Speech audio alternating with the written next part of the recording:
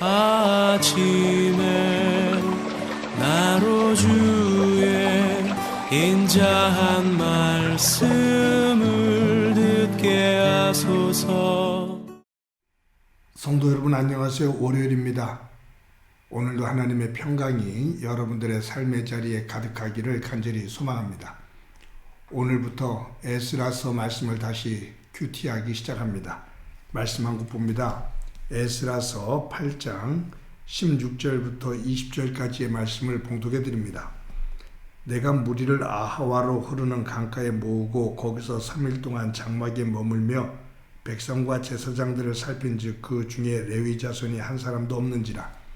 이에 모든 족장 곧 엘리에셀과 아리엘과 스마야와 엘라단과 야립과 엘라단과 나단과 스가랴와 무슬람을 부르고 또 명철한 사람 요야림과 엘라단을 불러 가시바 지방으로 보내어 그곳 족장 이또에게 나가게 하고 이또와 그 형제 곧 가시바 지방에 사는 느디딤 사람에게 할 말을 일러주고 우리 하나님의 성전을 위하여 섬길 자를 데리고 오라 하였더니 우리 하나님의 선한 손에 도우심을 입고 그들이 이스라엘의 손자 레위 사람 말리의 자손 중에서 한 명철한 사람을 데려오고 또 세레바와 그의 아들들과 형제 18명과 하사바와 무라리 자손 중 여사야와 그 형제와 그의 아들들 20명을 데려오고 다윗과 방백들이 레위 사람들을 섬기라고 준 느디딤 사람 중 성전 일꾼 220명이었는데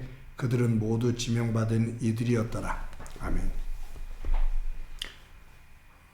우리나라 서울에서 운전을 잘하면 세계 어느 나라 가서도 운전을 잘할 수 있다라고 그렇게 말을 합니다. 그만큼 서울에서 운전하는 것이 복잡하다 그 말이죠. 운전을 하면서 사고가 많이 나는데 그 사고가 나는 그러한 원인들을 파악을 할 때 운전자가 목적지가 없이 그냥 운전을 할 때와 분명한 목적지가 있는 상태 속에서 운전할 때 그때 사고율은 목적지 없이 운전하는 사람의 사고율이 훨씬 높다고 그렇게 통계가 나옵니다. 아마 운전을 하다가 상황에 따라 기분에 따라 방향 전환을 하다 보면 또 원치 않는 그러한 사고들이 빈번하게 일어나는 것 같습니다. 어떤 일을 하든지 분명한 목적이 있을 때 집중력을 갖게 되고 또 그것을 성취하는 보람도 있게 되는 것이죠. 에스라가 이스라엘 백성들을 데리고 2차로 예루살렘으로 귀환을 합니다. 에스라가 2차로 귀환을 할 때 함께 했던 이스라엘 백성들은 1773명입니다. 스룹바벨이 1차 귀환을 할 때 49,000명이 조금 넘는 숫자가 함께 했는데 2차에서는 숫자가 많이 줄어들었죠. 이 페르시아에서 예루살렘까지 거리가 약 2000km 정도의 거리입니다. 상당히 멀죠? 도보로 한 4개월 정도 걸쳐서 이 페르시아에서부터 예루살렘에 오게 됩니다. 참 길고 험한 여정입니다. 이제 이 에스라가 이스라엘 백성들을 이끌고 예루살렘으로 출발하기 전에 아하와 강가에 모여서 3일 동안 거합니다. 아마 이곳에서 이제 진영을 갖추고 또 해야 될 일들을 업무 분담을 하고 또 주의사항을 주고 또 분명한 목적의식을 더 갖게 하는 그러한 시간들을 가졌던 듯 싶습니다. 그런데 이 에스라가 아하와 강가에서 3일 동안 머물면서 출발하기 전에 여러 가지들을 점검하는 가운데 중요한 한 가지가 결여되어 있는 것을 발견합니다. 그것은 뭐냐면 1773명 가운데 레위인이 한 사람도 없다는 거예요. 레위인은 하나님께서 12지파 가운데 구별하셔서 성전을 관리하도록 하는, 성전에서 제사를 집례하고 성전을 관리하는 지파로 구분하셨거든요. 그런데 에스라가 이스라엘 백성들을 이끌고 예루살렘으로 갈 때 그 무리 가운데 레위인이 한 사람도 없다. 그것을 알게 되고 이 에스라는 사람들에게 돌아가서 이 레위인들, 지혜로운 명철한 레위인들을 선별해서 데리고 오라라고 그렇게 말을 합니다. 그래서 이 에스라의 명령을 듣고 지도자들이 흩어져서 레위인들을 데리고 옵니다. 여기서 우리 중요한 것을 한 가지 오늘 묵상하기를 원합니다. 에스라가 이스라엘 백성들을 이끌고 예루살렘으로 귀환하는 분명한 목적, 그것을 여기서 볼 수가 있거든요. 단지 예루살렘으로 귀환하는 것, 자신의 본국으로 돌아가는 것, 그것만이 아닙니다. 바벨론 포로 생활하다가 자유를 위해서 돌아가는 것, 그것만도 아닙니다.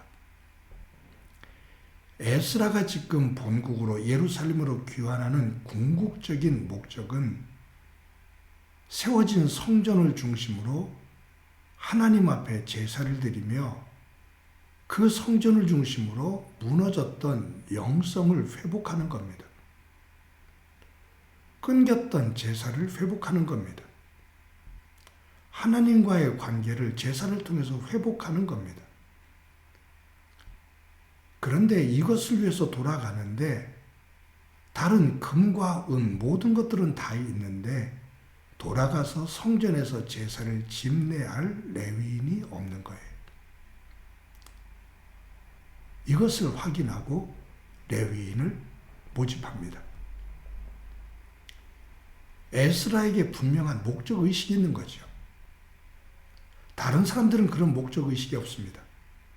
그냥 돌아가는 겁니다. 그런데 에스라는 분명히 우리가 예루살렘으로 돌아가는 분명한 목적은 하나님 앞에 제사를 드리며 믿음이 회복되어지는 것이다. 그것이 목적입니다. 사랑하는 성도 여러분, 저와 여러분이 하나님의 백성으로, 하나님의 자녀로, 또 하나님의 일꾼으로 부름을 받아 삶을 살아갑니다. 하나님의 백성, 하나님의 자녀, 하나님의 일꾼으로 살아간다고 해서 세상과 별도로, 세상과 관계없이 살 수는 없습니다. 직장도 마찬가지고, 경제적인 부분도 마찬가지고, 건강도 마찬가지고, 가정도 마찬가지고, 우리 일상생활은 이 세상과 연결되어서 삽니다. 그런데 오늘 이 본문을 중심으로 우리가 한 가지 점검할 것, 그것은 하나님의 백성, 하나님의 일꾼, 하나님의 자녀로 살아가면서 우리는 우리의 삶의 터전 속에서 분명한 믿음의 목적의식을 가지고 있는가? 나는 무엇을 위해서 살지? 나는 어디를 향해서 살아가고 있지? 그것이 하나님 중심으로 바르게 세워져 있는지 오늘 하루도 점검하며 살아갈 수 있기를 바랍니다. 떠나기 전에 레위인이 없다라는 것을 확인하고 그들을 다시 모집해 그 자리를 채우고 떠나는 이 에스라의 분별력 있는 모습, 그 영적인 지혜를 가지고 오늘도 우리의 부족한 부분들을 하나님 안에서 세워서 굳건한 믿음의 자리로 변화시켜 나가는 은혜가 가득하기를 간절히 소망합니다. 한번 기도합니다. 하나님의 은혜를 감사합니다. 에스라가 페르시아에서 떠나 예루살렘으로 가기 위해 준비하는 과정에 레위인들이 한 사람도 없음을 확인하고 모집하는 모습을 봅니다. 분명한 목적의식이 있는 신앙인의 모습을 봅니다. 오늘도 하루를 살아가면서 내 건강과 가정과 직장과 경제와 모든 관계들, 이것이 하나님의 사람으로 하나님 중심으로 서 있는지 돌아보며 그 자리를 바르게 세워나가는 믿음의 삶이 되도록 은총 베풀어 주옵소서. 함께해 주시리라 믿고 예수님의 이름으로 기도드립니다. 아멘.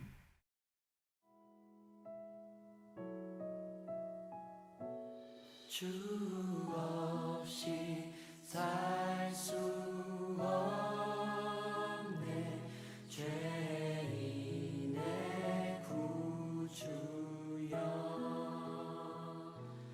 그 귀한 보배 피로 날 구속하소서 구주의 사랑으로 구주의 사랑으로